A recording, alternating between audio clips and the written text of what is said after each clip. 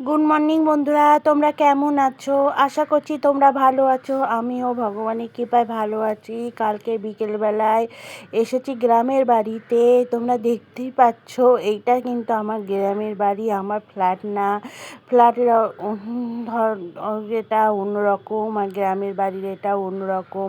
দেখো বন্ধুরা, বিছানাটা তুলে নিলাম। এইটা আমার ছাদের, মানে আমার নিচে যে ঘর আছে তার উপরে একটা আমি কদিন আগে ঘর করেছিলাম। সেই ঘরটা কদিন আগে তোদের দাদাভাই এসে কদিন ছিল, ছেড়ে সেই ঘরটাকে রং করে আর একটা খাট তোমার কিনে রেখে দিয়ে গেছিলো। যেহেতু নিচে আমাদের একটাই ঘর, তার পাশে আমার দেওরের ঘর আছে। ওই ঘরে আমাদের, যেহেতু এখন ছেলে মেয়ে এখন বড় হয়ে গেছে, একটা ঘরে আমাদের হয় না, তাই জন্য উপরে গ্রামের বাড়িতে উপরে একটা ঘর করেছি। আর নিচে তো শ্বশুর শাশুড়ি একটা ঘর আছে, একটা ঠাকুর ঘর আছে, একটা ডাইনিং আছে, সেটা নিচে আছে। আর উপরে আমাদের একটা ঘর আছে আর আমার দেওরের একটা ঘর আছে। আর সেই জন্য প্রথমেই আমি সকালবেলায় এসে এই নতুন ঘরটায় তোমাদের দাদাভাই আর আমি শুয়েছিলাম, আর নিচে ছেলে মেয়ে ছিল। এইটা নিয়ে সেই জন্য বিছনাটা আগে আমি গুছিয়ে নিয়ে তারপর আমি ঘরটা ঝাড় দিয়েছি। কালকে একটা নতুন পাখা লাগানো হয়েছে, এই ঘরটায় পাখা ছিল না, নতুন একটা পাখা লাগিয়েছে।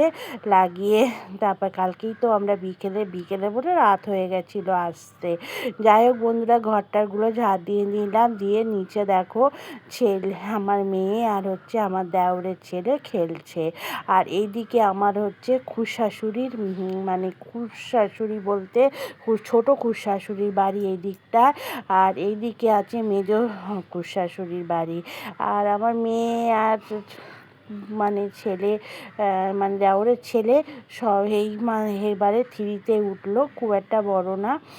আর এইদিকে দেখো, আর আমার খুড়শাশুড়ির পাশে আমাদের বাড়িটা হচ্ছে, আমার শ্বশুরমশাই হচ্ছে মেজো, আমাদের বাড়িটা মধ্যিখানে। আর ওইদিকে থাকে ছোট খুড়শাশুড়, এইদিকে থাকে মেজো খুড়শাশুড়। আর আমার আমার শ্বশুরমশাই হচ্ছে নয়, বুঝেছো? এইবার দেখো সেইবার, আর উপরে দেখো এই ঘরটার সঙ্গে এইটা আমরা শাটার দিয়ে নিয়েছি। এখানে জামা কাপড় মেলা হয়, এবার পাখা করারও এই রঙটা আর এই ওয়ারিংটা কদিন আগে তোমাদের দাদাভাই এসে করে গেল। শাটারটা তো অনেক দিন আগেই লাগানো হয়েছিল, কিন্তু রং করা ছিল না বলে, খারাপ হয়ে যাচ্ছিল বলে রং করে, আর ঘরের রং, এই শাটারের রং, এইসব করে অনেক দিন, মোটামুটি 4-5 দিন ছিল, থেকে এইসবগুলো করে আবার ফিরে গেছিলো। আর এইখানে আমরা জামা কাপড় মেলি দেখো। আর কিছুটা কাজ, মানে কিছুটা পরিষ্কার করা হয়েছে আর কিছুটা পরিষ্কার করা হয়নি। আর এই ঘরটা তো ঝাড় দিচ্ছে, তুমি দেখতেই পেলে, ঝাড় দিয়েছিলাম। আর এইদিকে আমার কিছু বাক্স আছে, আর এই প্লাস্টিকের ডাইনিংটা আগে আমার ছিল, আমি যখন ফ্ল্যাট কিনিনি, ভাড়া বাড়িতে থাকতাম, তখন এই টেবিলটা ছিল। আর ফৌজি বাস্কগুলো রং করা হয়েছে, ওগুলোও কালার নষ্ট হয়ে গেছিলো। এই ফৌজি বাস্কগুলো আমরা যখন, তোমাদের দাদাভাই যখন আর্মিতে কাজ করতো, আমরা 3 বছর তো পোস্টিং হতো, আর আমরা যখন 3 বছর অন্য জায়গায় যেতাম, তখন তো এই ট্যাঙ্কিগুলোই আমাদের কাজে লাগতো। এই ট্যাঙ্কির মধ্যে জিনিসপত্র নিয়ে আমরা সাফাই করতাম। আর এখন যেহেতু কলকাতায় এসে যখন ফ্ল্যাট কিনেছি, তখন গ্রামের বাড়িতে ট্যাঙ্কিগুলো আমি পাঠিয়ে দিয়েছি, মানে গ্রামের বাড়িতে রেখে দিয়েছি, ওখানে আর ফ্ল্যাটে রাখিনি। আর বাক্সগুলোও খুব কালার নষ্ট হয়ে গেছিলো, ওই বাক্সগুলোরও আবার কালার করা হলো। আর পাখাটা তো কালকেই লাগিয়েছি, এর আগে ছিল না, কারণ ঠান্ডা ছিল, ওই জন্য পাখা লাগতো না। এবার গরম পড়ার পরে এই প্রথম গ্রামের বাড়িতে আসলাম। আর এইদিকে দেখো রঙের জিনিসপত্র সব আছে, এগুলো এখনও পর্যন্ত ভালো করে গোছানো হয়নি, মানে বারান্দাটা। আর এইটা আমার শ্বশুরমশাইয়ের চেয়ার ছিল, উনি বসে টিভি দেখতো, বসে থাকতো। এখন আমার শ্বশুরমশাই আর মানে হাঁটাচলা খুব কমই করতে পারে, ভালো করে হাঁটাচলা করতে পারে না। যখনই হাঁটাচলা করে তখন উনি দুদিকে দুটো ধরার জিনিস কিনে দিয়েছে, ওইটা ধরেই উনি হাঁটাচলা করে। ওখান থেকে এসে আমি নিচের ঘরে চলে আসলাম। আমার ছাদের ওপরে যে ঘরটা দেখলে তার নিচে যে ঘরটা বললাম আমার একটাই ঘর। আর এই দেখো এই জিনিসপত্রগুলো তো আমার বিয়ের জিনিসপত্র, আমি বিয়েতে আমার বাবা দিয়েছিল, সেইগুলোই আমি এই ঘরটার মধ্যে রেখেছিলাম। এই একটাই ঘর আমার ছিল, এত বছর ধরে আমি এই একটা ঘরেই ছিলাম। তারপরে যখন এখন ছেলে মেয়ে বড় হয়ে গেছে বলে অসুবিধা হয় বলে ওই জন্যে ওই ঘরটা আমাকে আবার করতে হলো। যেহেতু যাই হোক গরমের ছুটি মাঝে মাঝে এসেই তো আমি গ্রামের বাড়িতে থাকি, গরমের ছুটি পড়লে ছেলে মেয়েদের তারপর কোনো অনুষ্ঠান ওকেশান হলে আমি তখন গ্রামের বাড়িতে আসি। আর আমার গ্রামের বাড়িতে বেহালা থেকে আমার গ্রামের বাড়ি বেশি দূর লাগে না, 1 ঘন্টাই লাগে বাসেই আসতে হয়, 1 ঘন্টা মতো লাগে, বেশি দূর না মোটামুটি।